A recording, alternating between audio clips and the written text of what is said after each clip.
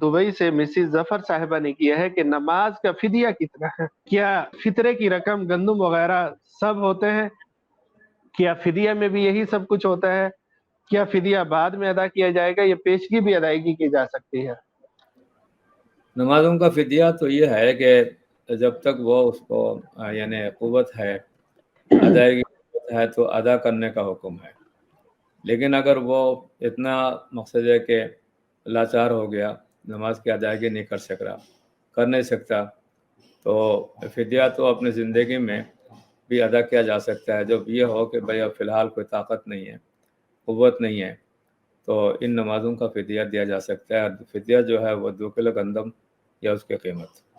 اور اگر یہ زندگی میں نہیں دے سکا اور اپنے وارثوں کو وصیت کر کے وہ گیا کہ اتنی میری نمازیں باقی رہ گئی، اور وہ ان کا فدیہ دے دیا جائے، تو اس کے انتقال کے بعد اس کی میراث کے مال میں سے 1/3 مال تک اس کی جو وصیت ہے، جن نمازوں کا جتنے نمازیں باقی رہ گئی، تو اس کا فدیہ دینے کے لیے وصیت کر سکتا ہے.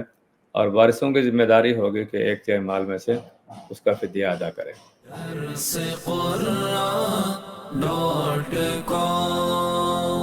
www.darsequran.com